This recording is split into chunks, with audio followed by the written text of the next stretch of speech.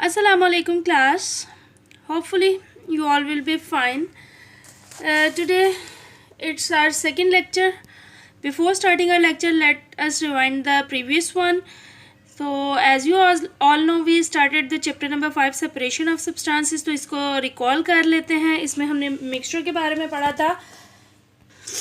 Mixture एक ऐसा substance होता है जो दूसरे सब्सटेंसेस को कंबाइन करने के बाद बनता है. सेपरेशन पढ़ी थी हमने सब्सटेंसेस की, प्योर सब्सटेंसेस और मिक्सचर में डिफरेंस पढ़ा था हम लोगों ने. इसके बाद हमने पढ़ा था why is there a need to separate a substance. ठीक है, और इसके साथ साथ मैंने आपको दी थी एक्टिविटी. तो एक्टिविटी को देख लेते हैं. जिन बच्चों ने रिस्पॉन्स भेजा अपनी इस एक्टिविटी का, well done, very good for them, and those students who haven't sent are supposed to send till today 9 o'clock. आप लोग आज 9 बजे तक ये सबमिट करवाएंगे. ठीक है, बाकी अगर आपने बुक्स पे काम किया है तो इसको टैली कर लें. Soil is already done for you guys. Lemonade is a mixture. ठीक है, इसमें लेमन, शुगर, वाटर और सॉल्ट एडिड होता है. Water is pure. Water mixture नहीं है. क्यों ये मिक्सचर नहीं है? क्योंकि इसमें ऑक्सीजन और हाइड्रोजन जो है वो केमिकली कंबाइन होती है. ठीक है, इसके कॉन्स्टिट्यूएंट कौन कौन से हैं? हाइड्रोजन और ऑक्सीजन. लेकिन ये प्योर में आता है, सब्सटेंस में आता है. Silver is also pure substance और इसका कॉन्स्टिट्यूएंट आ जाएंगे हमारे पास कॉपर. फ्रूट क्रीम मिक्सचर है क्योंकि हम इजीली इसको मिक्स करके खुद से बना सकते हैं. Milk is also a mixture, water and lactose का.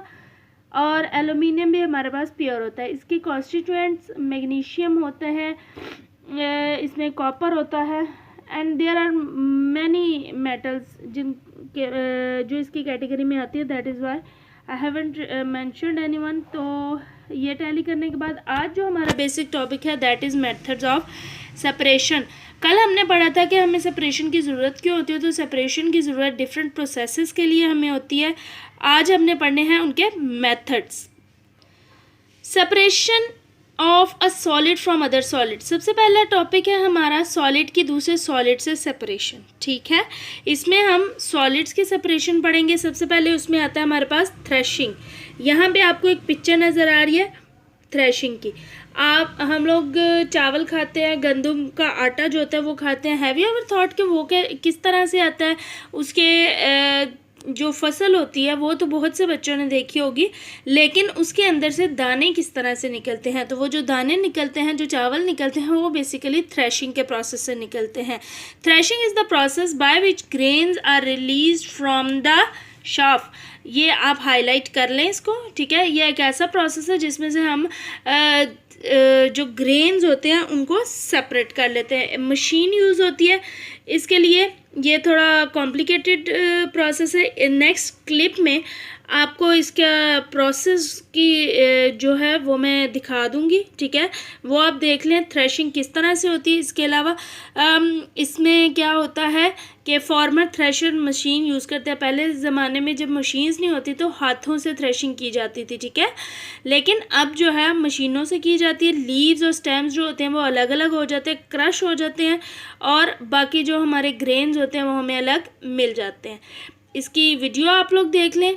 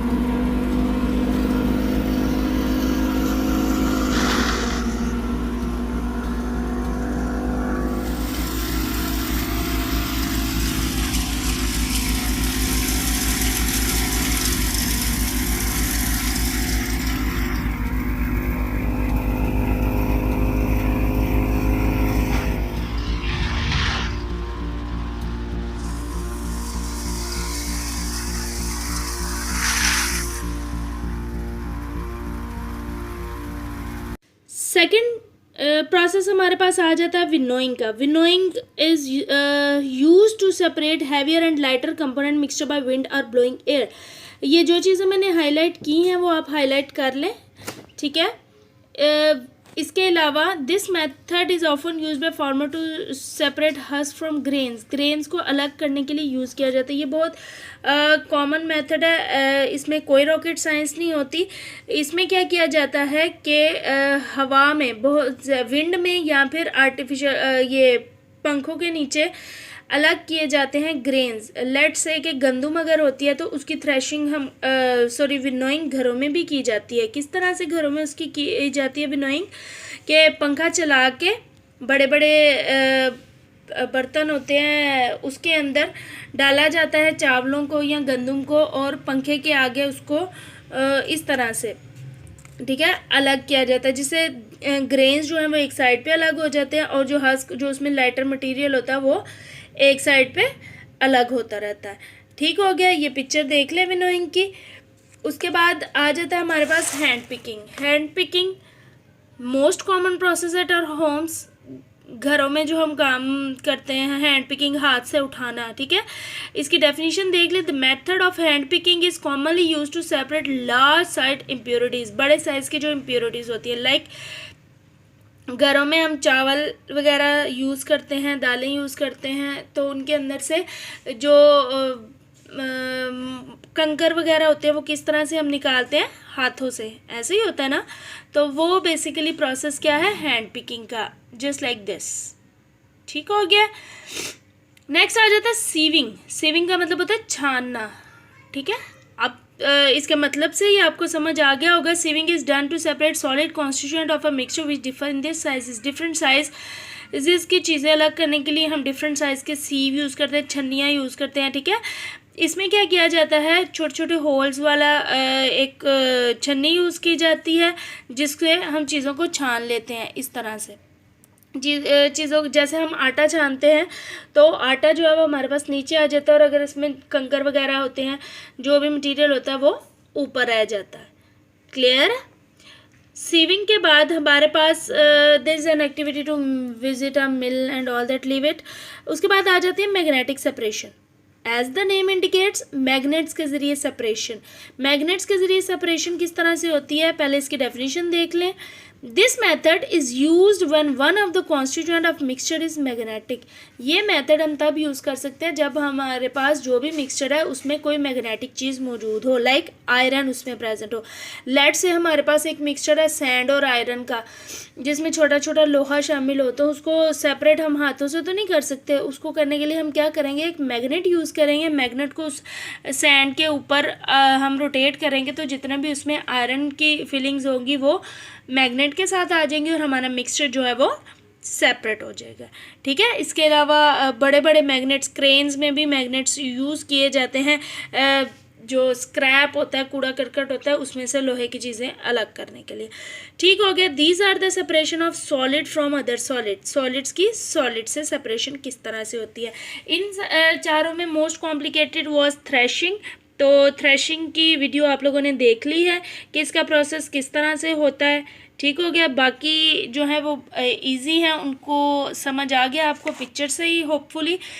कल इंशाल्लाह हम पढ़ेंगे separation of insoluble solids. As it is complicated तो मैंने आपको इतना ही करवाया. What you have to do, आपने ये हाईलाइटेड जो डेफिनेशंस हैं ये लर्न करनी है and you have to write it. Don't think कि आपको जो समर पैक में क्वेश्चंस मिले हैं सिर्फ आप वही करेंगे. यू आर सीनियर्स, तो आपने ये भी करने हैं, ये डेफिनेशंस आपने याद करनी है. ठीक हो गया. Till the next lecture, take care of yourself and please be focused toward your studies. Some students are very active, mashallah, and those who are not active are supposed to be active to avoid the mess and all the hectic routine for before arriving your final exam. So please start studying. Allah Hafiz.